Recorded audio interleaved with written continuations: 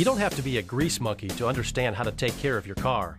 Basic maintenance is easy, and it's vital if you want to prevent mechanical problems and keep your car running right. A regularly maintained car will be safer, more dependable, and better for the environment. It will also handle better and have a higher resale value. Let's take a look at a few things. First off, tires. You should check your tire pressure on a regular basis, at least once a month. Use a tire gauge like this. Take the cap off the tire valve and fit the tire gauge over it like so. Put more air in your tire if the pressure is low. How much air you need to put in varies from tire to tire. Most tires will have a number on the sidewall that indicates the maximum tire pressure that they'll handle. While that's definitely a good thing to know, the better place to look to determine how much pressure you need in your tires is your owner's manual. Most manufacturers will indicate in the manual what tire pressure makes the car run smoothest. This is reason number 1 why reading your owner's manual is a good idea. While you're checking tire pressure, it's a good idea to take a close look at the tread on your tires. Look for excessive or uneven tread wear. You can use a quarter to measure your tire tread like this. If the tread isn't thick enough to reach the top of Washington's head, it's probably time to get new tires. Driving on tires with low tread is dangerous, particularly in bad weather. Uneven tread wear can mean a lot of different things. It could indicate problems with alignment, suspension, steering, or it could mean that your tires are underinflated. The bottom line is, it's a good idea to get your car checked out if you notice uneven tread wear. If you ignore the tread wear on your tires, you could end up with a flat. It's a good idea to spend the few minutes it takes to learn how to change a flat if you haven't already. Hit the button on the bottom of your screen if you'd like a quick step-by-step tire changing lesson.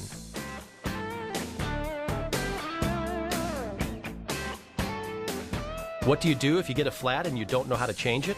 Well, you can either use your cell phone to call someone to come help you, or you can buck up and do it yourself by closely following the instructions in, you guessed it, your owner's manual. This would be reason number 2 why reading your owner's manual is a good idea. Finally, on the subject of tires, a reminder. Be sure to check the tire pressure on your spare every month or so. You don't want to get caught with a deflated spare tire. Next up, the ever-reliable jumper cables. Something else you definitely want to know how to use. It's really easy to forget to turn your lights off and drain your battery. Some people do it on a regular basis. Don't even try to jumpstart your car if you don't know what you're doing. There's a high risk of electrical shock if you don't do it right. Push the button on the bottom of your screen if you want a quick tutorial on jump-starting a car.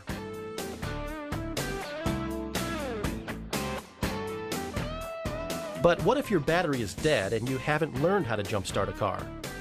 Once again, our trusty owner's manual comes through for us. Reason number 3 to check it out. Most owner's manuals will show you how to jump-start your car. But again, be extremely careful.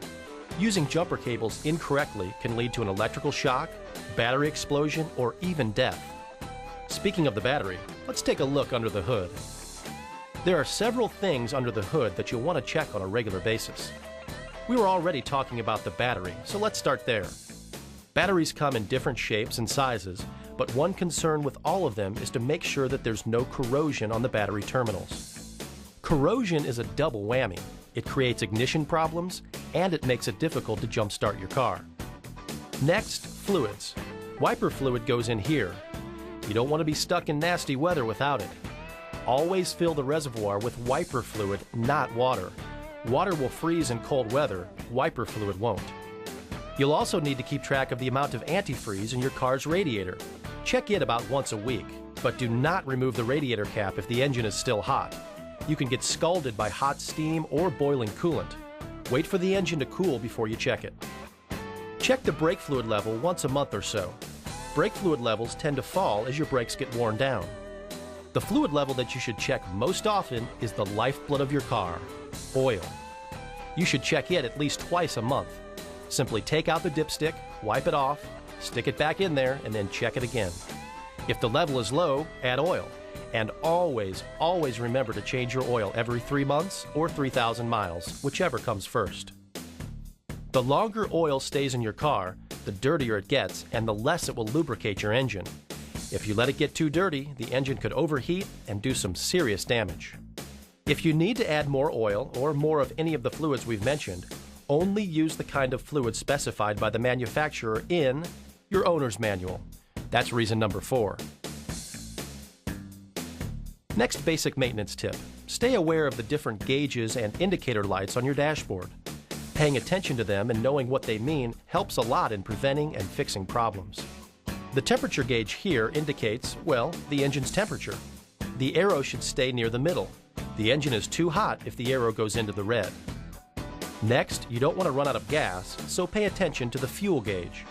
Something else you can do here is keep track of the mileage that you get out of a full tank of gas. Zero out your trip odometer when you fill and keep track of how many miles you get out of a full tank of gas. This number should stay consistent every time you use a full tank of gas. Inconsistent or lower than average fuel economy can indicate any one of a number of different problems, and you'll definitely want to get it checked out. Here are a few other warning signs that should tell you that your car needs to be checked by a mechanic. Difficult starting, stalling, shaking when idle or at high speeds, and finally, rough or uneven running. The bottom line is, be aware of your car.